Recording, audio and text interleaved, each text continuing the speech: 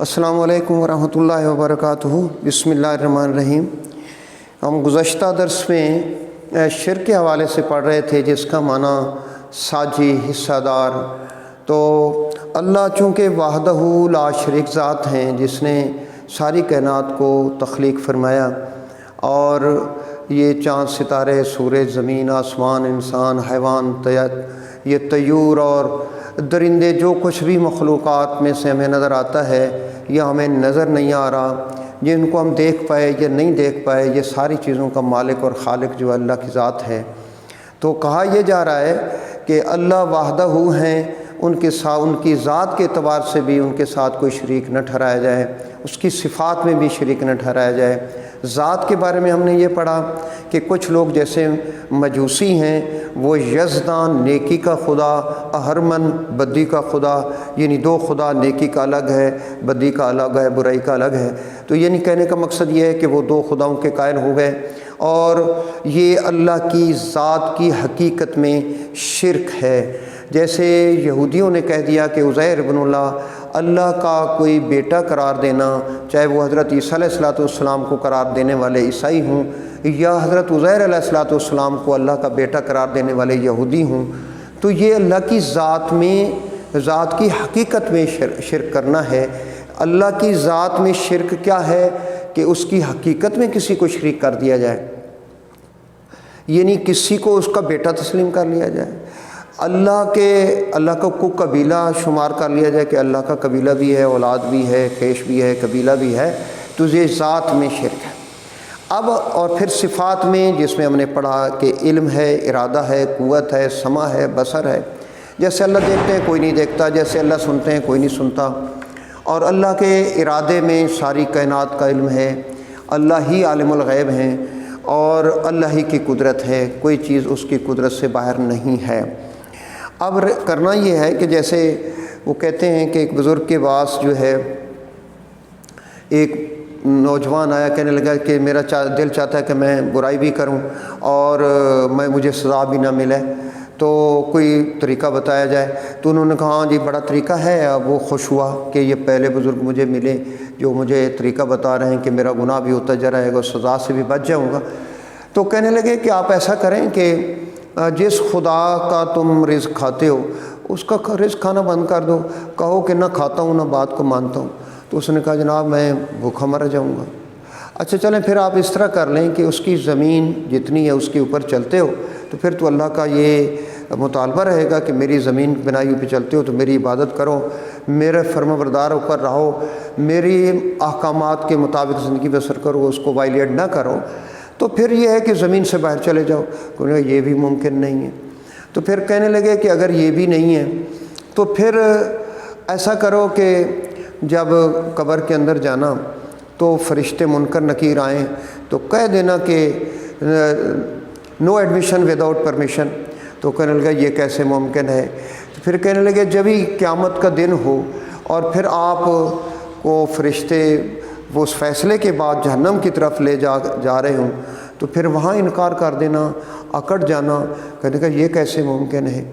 تو یعنی یہ ساری جب صورتیں سامنے آئیں تو کہنے لگا کہ جب تم کچھ کر نہیں سکتے، اللہ کی زمین سے باہر نہیں جا سکتے، اللہ کے دیے رزق کو نہیں چھوڑ سکتے، فرشتہ ملک الموت عزرائیل آئے تو تم موت سے فرار اختیار نہیں کر سکتے، قبر میں ان کو روک نہیں سکتے، قیامت کے دن فیصلے کے اوپر عمل کیے بغیر تم اکڑ نہیں سکتے، یعنی میں عمل نہیں کرتا۔ تو یہ جب تمہاری طاقت ہی نہیں ہے تو اتنے بڑے خدا سے ٹکرانے کی ضرورت کیا ہے؟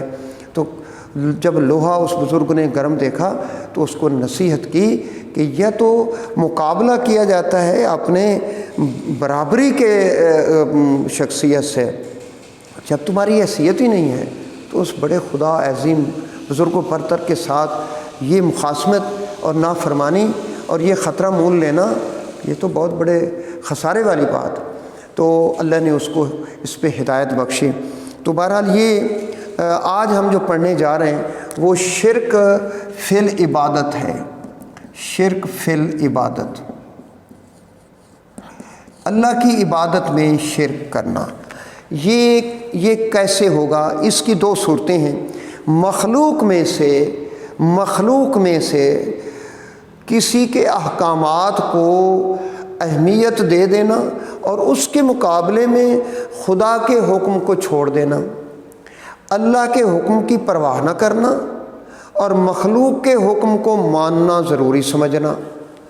جیسے اتخذوا احبارهم و رہبانهم اربابا من دون اللہ والمسیح ابن مریم، یہ بات کہی یہود و نصارہ کی بات آتی ہے قرآن مقدس میں کہ انہوں نے اپنے حبر کی جمع احبار مولوی کو کہتے ہیں اور راہب کی جمع رہبان پیروں کو کہتے ہیں، یعنی انہوں نے اپنے علماء کو، یہود و نصارہ نے خدائی درجہ دے دیا تھا، اربابا من دون اللہ، اللہ کے سوا ان کو رب مان لیا۔ حضرت عدی بن حاتم جب مشرب اسلام ہوئے اور یہ آیت پڑھی تو کہنے لگے یا رسول اللہ ہم نے تو ان کو خدا نہیں مانا تھا۔ تو اللہ کے نبی نے فرمایا کہ اللہ کو ماننے کا مطلب یہ ہے کہ آپ نے تورات اور انجیل کو چھوڑا اور ان کے بتائے ہوئے بات کو اہمیت دے کر اس پر عمل کر لیا، تو یہی تو خدا ماننا ہے، اور کیا ہے۔ دوسرے نمبر پر یہ بات آئی، یعنی مخلوق کو خدائی درجہ دے دینا، کیونکہ یہ ساری چیزیں والذین یدعون من دون اللہ لا یخلقون شیئا وهم یخلقون اموات غیر احیاء وما یشعرون ایان یبعثون، یہ دنیا میں جتنی چیزیں ہم دیکھ رہے ہیں یہ ساری مخلوق ہیں۔ لا یخلقون شیئا، وہ کس چیز کے خالق نہیں ہیں، وهم یخلقون، اور وہ تو خود مخلوق ہیں۔ جو چیز مخلوق ہے اس کو خدا کے درجے کے برابر کر دینا، اللہ کے حکم کو پیچھے اور ان کی بات کو مان لینا۔ اب مثلا ایک بات قرآن مقدس کے اندر آ جائے واضح طور پر، اس کو چھوڑ کر کسی اور کی بات کو ماننا دوسرے لفظوں میں اس کو رب ماننے کے مترادف ہے۔ اور دوسری بات یہ کہی جا رہی ہے کہ مخلوق میں سے، یعنی مخلوق خدا کے حکم کو، مخلوق خدا کے حکم کو فوقیت دینا، فوقیت دینا۔ دوسرے نمبر پر یہ ہے کہ ان کو نفع نقصان کا مالک سمجھ کر جو ہے ان کو راضی کرنے کی کوشش کرنا، ایسے جیسے عبادت کی جاتی ہے۔ تو اس میں بھی آیا ہے کہ وَمَن لَّمْ يَحْكُم بِمَا أَنزَلَ اللَّهُ فَأُولَٰئِكَ هُمُ الْكَافِرُونَ، ایک جگہ پہ أُولَٰئِكَ هُمُ الْفَاسِقُونَ، ایک اور مقام پہ آیا أُولَٰئِكَ هُمُ الظَّالِمُونَ۔ تو وہ جو اللہ کے حکم کے علاوہ جو کچھ اللہ کی طرف سے نازل ہوا ہے اس کا وہ حکم نہیں کرتے، فیصلہ نہیں دیتے، فیصلہ نہیں کرتے، تو وہ کون ہیں؟ وہ کافر ہیں، وہ ظالم ہیں، وہ فاسق ہیں۔ فیصلہ تو اسی کے مقابلے ہونا چاہیے بما انزل اللہ، جو اللہ کی طرف سے نازل کیا جاتا ہے۔ اس کے ساتھ ساتھ یہ ہے کہ وَقَضَىٰ رَبُّكَ أَلَّا تَعْبُدُوا إِلَّا إِيَّاهُ، یعنی تیرے رب کا یہ فیصلہ ہے کہ اللہ کے سوا کسی اور کی عبادت نہ کی جائے، صرف اللہ ہی کی عبادت کی جائے، اسی کا قیام، رکوع، سجود، سجدہ۔ شرک خفی یہ ہے کہ کسی چیز کی محبت کو، اس کے بعد شرک خفی، شرک خفی، شرک خفی یہ ہے کہ دل کے اندر کسی کی اتنی محبت ہو کہ اللہ سے آدمی غافل ہو جائے، اللہ کے احکامات پس پردہ چلے جائیں، وہ دولت کی محبت ہو یا کچھ بھی ہو۔ اس لیے کہا جاتا ہے کہ انسان کا جو ان پٹ ہے وہ ٹھیک ہونا چاہیے، یعنی ہماری آنکھ جو دیکھ رہی ہے، ہمارے کان جو سن رہے ہیں، اللہ کے نبی نے فرمایا کہ مسلمان کی مثال شہد کی مکھی کی طرح ہے، جو صاف چیزوں کو نگلتی ہے اور صاف ہی چیز جو ہے وہ اگلتی ہے۔ جب ہمارا ان پٹ ٹھیک ہوگا، ہم ٹھیک دیکھ رہے ہوں گے، ٹھیک سن رہے ہوں گے، ٹھیک طریقے سے کھا رہے ہوں گے، حلال چیز کو کھا رہے ہوں گے، تو ہمارا آؤٹ پٹ بھی ٹھیک ہوگا۔ جب ہمارا ان پٹ ہی غلط ہو جائے گا تو ہمارا آؤٹ پٹ بھی غلط ہو جائے گا۔ یعنی جب ہماری نیت کے اندر اخلاص نہیں ہوگا تو جو ہمارا عمل ہے اس کا وہ درجہ نہیں بنے گا، اور وہ ہمیشہ فیصلے ایمان کی بنیاد پر کیے جاتے ہیں، عقل کی بنیاد پر نہیں کیے جاتے۔ مثلا ایک آدمی کے پاس 10,000 روپیہ ہے اور وہ خونی رشتے کی سسٹر نے آ کر اس سے 8,000 روپے مانگ لیے۔ اب اس کا عقل یہ کہتا ہے کہ جب تم 8,000 روپے اس کو دے دو گے تمہارے پاس تو پیسے کم ہو جائیں گے، جبکہ اللہ رب العزت کہہ رہے ہیں کہ تم قرض حسنہ دو گے تو میں پہلے سے بڑھا چڑھا کے تمہیں دوں گا۔ تو اب عقل یہ کہتی ہے کہ نہ دیا جائے، ایمان یہ کہتا ہے کہ دیا جائے۔ تو ایمان کی بنیاد پہ فیصلے ہیں، اسی لیے کہا جاتا ہے کہ مسلمان اگر اپنا عمل اللہ کے لیے کرے گا تو اس کو اجر ملے گا۔ کافر کا چونکہ ایمان نہیں ہے، اس کو اپنے مالک اور خالق کو راضی کرنے کی فکر نہیں ہے، تو لہٰذا اس کا عمل جو ہے اس کو آخرت کے اعتبار سے کچھ ملنے والا نہیں ہے۔ اس لیے ہے کہ ہم صدقہ کریں، نماز پڑھیں، ریا سے بچیں۔ اور من تصدق یرائی فقد اشرک، اور جس نے نماز پڑھی صدقہ دیا ریا کے لیے تو شرک ہے۔ اور من صلی یرائی فقد اشرک، جس نے نماز پڑھی ریاکاری کے لیے اس نے شرک کیا۔ اور یہ بھی کہا جا رہا ہے کہ اللہ کے نبی نے فرمایا کہ مجھے دجال سے بھی زیادہ فکر ہے اپنی امت سے کہ یہ خفی شرک میں مبتلا ہوگی، شرک اصغر میں مبتلا ہوگی۔